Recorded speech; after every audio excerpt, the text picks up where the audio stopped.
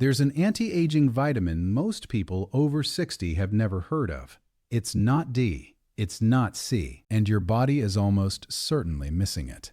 One Dutch study followed almost 5,000 adults for 10 years. The group getting the most of this one vitamin had 57% less death from heart disease. In the next 10 minutes, I'll show you what it is, why your doctor probably hasn't mentioned it, and the one group of people who need to be extra careful before touching it. If you're over 60, you've probably been told the same three things. Take your calcium, take your vitamin D, get more exercise, and you've been doing it. But your bone density scans still slipped. Your doctor still mentioned something about arterial stiffness. Your heart calcium score crept up, and nobody can quite explain why you're doing everything right and still losing ground. Here's the strange part. 1 in 3 adults over 60 has visible calcification in their arteries on imaging. At the same time, roughly the same group is losing bone density at an accelerating rate. Same person, opposite problems, and most of the time nobody connects the two. I watched this happen with my own father. At 62, he was sharp, active, independent. Then his labs started drifting, his bones thinned, his arteries stiffened. Everyone around him said, "That's just getting older." I refused to accept that, and what I learned going through the research is what I want to share with you now. Because it turns out, the calcium going into your bottle and the calcium ending up in your arteries is the same calcium. The question is where it lands. And there's one nutrient that decides, and almost nobody over 60 is getting enough of it. Researchers have a name for this. They call it the calcium paradox. As you age, calcium starts leaving the places you need it, your spine, your hips, your wrist bones, and it shows up in the places you don't want it. Your aorta, your coronary arteries, your heart valves, same mineral, wrong address. This isn't two diseases with the same timing by coincidence. It's one deficiency driving both. Your body has proteins whose whole job is to direct calcium, pull it into bone, keep it out of arteries. And those proteins only work when they're switched on by one specific vitamin. That vitamin is K2, specifically a form called menaquinone 7 or MK7. And I need to be careful here because when most people hear vitamin K, they think of blood clotting. That's vitamin K1, the one in leafy greens. K2 is a different molecule with a different job, and it lives in almost none of the foods most people over 60 eat. K1 is in kale, spinach, broccoli. It handles blood clotting, it stays in the liver, it's cleared from the body in hours. K2 is in fermented foods, aged cheese, egg yolks, grass-fed butter, and organ meats. It travels the bloodstream for days, and it's the one that controls where calcium goes. There are 2 proteins I want you to remember. Matrix Gla Protein. That's the one in your arteries. Its job is to keep calcium out of your blood vessel walls. And osteocalcin. That's the one in your bones. Its job is to pull calcium into the mineral structure of bone. Both of them only activate when vitamin K2 switches them on. Without enough K2, both proteins stay switched off, and calcium starts freelancing. The single most cited piece of evidence on this is called the Rotterdam Study. Researchers in the Netherlands followed nearly 5,000 adults for about a decade. They measured how much K2 each person was getting from their diet, and then they waited. The result was striking. The group eating the most K2 had 57% less death from coronary heart disease compared to the group eating the least. Total mortality, death from anything, was 26% lower, and the amount separating those two groups was tiny. We're talking about the difference between almost no K2 and roughly the amount in one serving of aged cheese a day. A more recent Danish trial in 2025 went further. They gave adults with existing arterial calcification either MK7 plus vitamin D or a placebo for 2 years. The intervention group had slower progression of coronary calcification and fewer cardiovascular events. This is the first time a randomized trial has shown this kind of signal for K2, and it's part of why the scientific conversation is shifting right now. But there's one group of people who need to be extra careful here.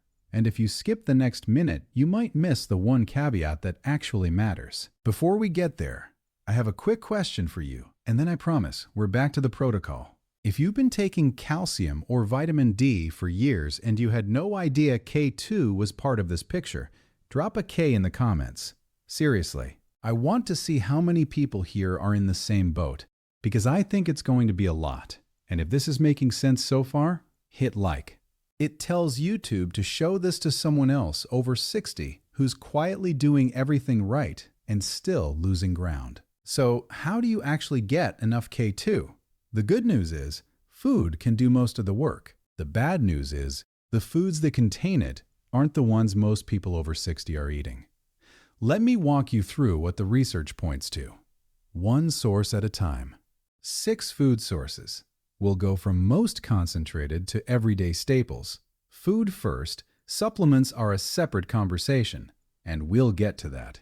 Number 1. Natto. Fermented soybeans, traditional Japanese food.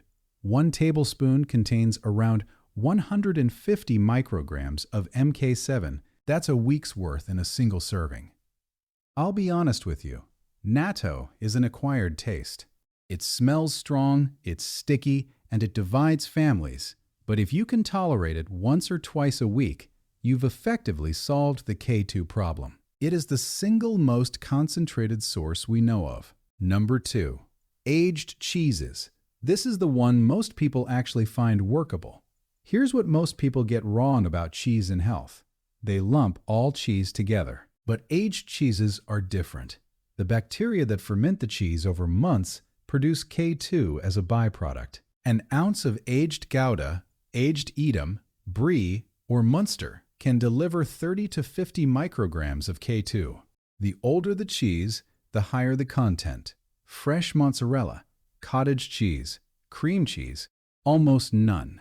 Aged hard cheeses, where the real amount is. 2 ounces a day, a couple of times a week, and you're meaningfully closer to the target. Number 3. Egg yolks. And I mean the whole yolk, not just the white. A yolk from a pasture-raised hen can contain up to 30 micrograms of K2. From a conventional caged hen, it's a fraction of that. The hen's diet is everything here. If the label says pasture-raised, the K2 content is real.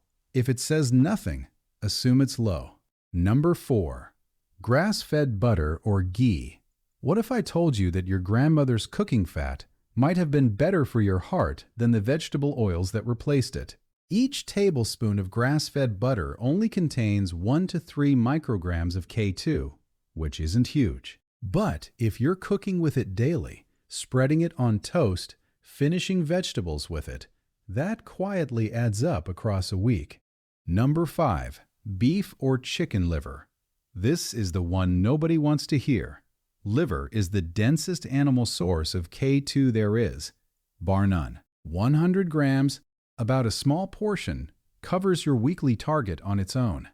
I know most people won't do this, but if you can manage liver and onions once every couple of weeks, or take it as a pâté, you're tapping into a source your ancestors almost certainly ate, and most of us have completely dropped. Number 6. Fermented vegetables and dairy.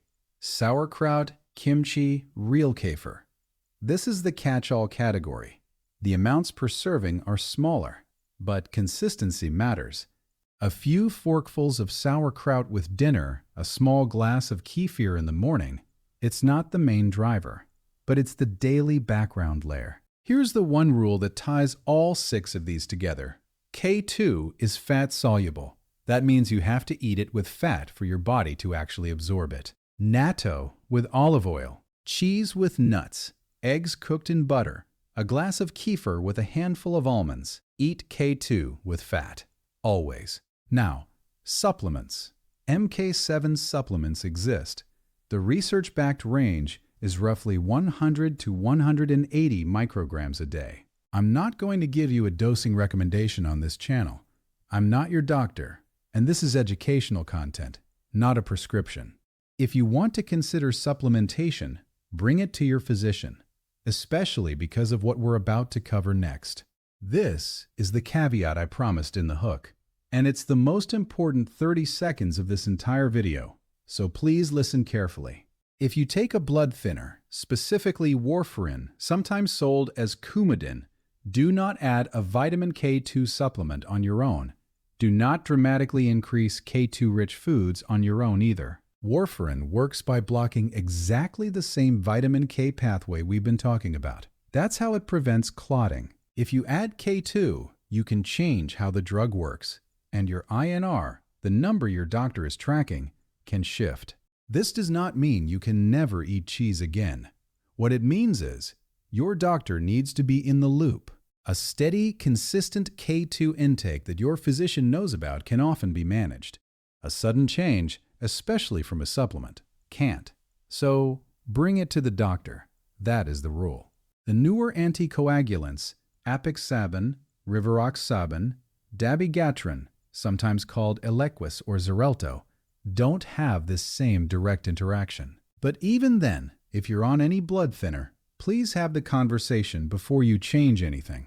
This is true for any supplement, really. It's especially true here. And a couple of quick misconceptions while we're here. First, I eat a lot of leafy greens.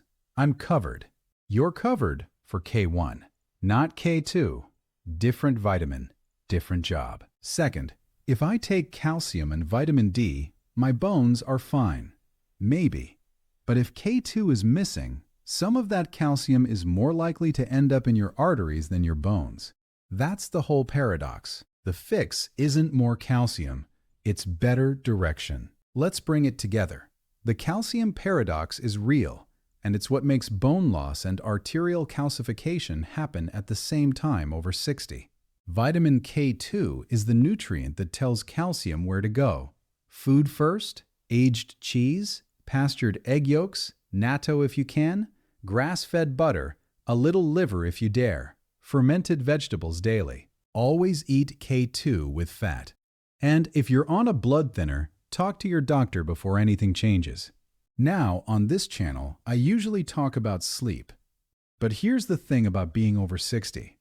Your cardiovascular system and your sleep are the same system. Stiffer arteries mean higher nighttime blood pressure. Poor calcium regulation raises cortisol. Inflammation wrecks deep sleep.